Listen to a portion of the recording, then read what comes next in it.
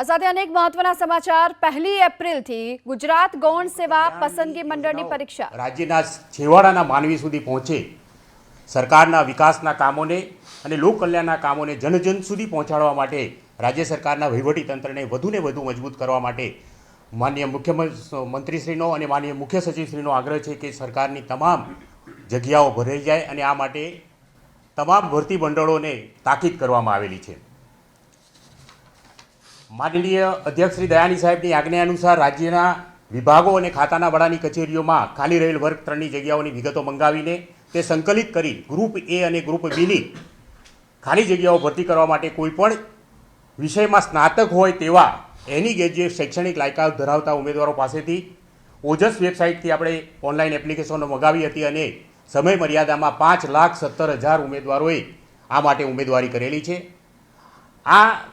આજે પ્રથમ પરીક્ષા છે જે ઓનલાઈન પદ્ધતિથી લેવાની છે, કોમ્પ્યુટર બેઝ એક્ઝામ લેવાની છે અને ગ્રુપ એની 1926 જગ્યાઓ અને ગ્રુપ બીની 3,628 જગ્યાઓ એમ મળીને કુલ 5,554 જગ્યાઓ ભરવા માટેની પ્રાથમિક સ્પર્ધાત્મક પરીક્ષા જે ગ્રુપ એ અને ગ્રુપ બી માટેની સંયુક્ત પરીક્ષા છે તે એપ્રિલ મહિનાની પ્રથમ તારીખથી શરૂ થશે।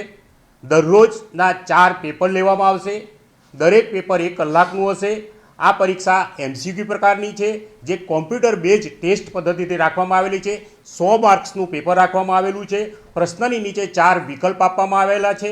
સાચો વિકલ્પ પસંદ કરનાર ઉમેદવારને 1 માર્ક્સ મળશે, પરંતુ જો ખોટો જવાબ પસંદ કરે છે તો ખોટા જવાબ દીઠ 0.25 ગુણ નેગેટિવ માર્કિંગ પણ રાખવામાં આવેલું છે। જો કોઈ ઉમેદવારને પ્રશ્નનો સાચો વિકલ્પ જવાબ તરીકે ખબર નથી અથવા તો તેને આવડતો નથી તો તે કિસ્સામાં ઉમેદવારે તે પ્રશ્ન સ્કીપ કરશે અથવા તો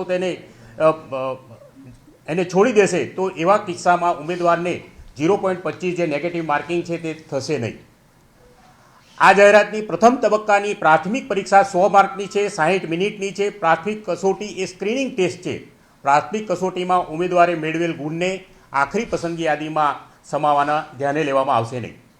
પ્રાથમિક પરીક્ષા જે આજ 1 તારીખથી શરૂ થાય છે, જે રાજ્યના 55 કેન્દ્રો ઉપર પરીક્ષા ટેસ્ટ લેવામાં આવશે।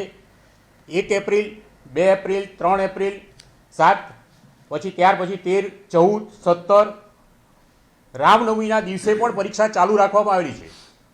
આ મંડળમાં એક પણ રજા પાડી નથી। એપ્રિલ મહિનાની જે રવિવારો છે 7, 14, 21, 28 એ દિવસોએ પણ પરીક્ષા ચાલુ રહેલી છે। તહેવારના દિવસે પણ આપણે પરીક્ષા ચાલુ રાખી છે જેથી કરીને ઉમેદવારોને ઝડપથી આ પરીક્ષા આપણે પૂર્ણ કરી શકીએ। 18, 19, 20, 27, 28 અને મે મહિનાની 8 તારીખ સુધી આ પરીક્ષાઓ ચાલશે। રોજના 4 પેપર લેવામાં આવશે। દરરોજનું 1 કલાકનું પેપર છે। ઉમેદવારોને વિનંતી છે કે તે સમયસર પરીક્ષા કેન્દ્રો પર પહોંચી જાય અને ઉમેદવારો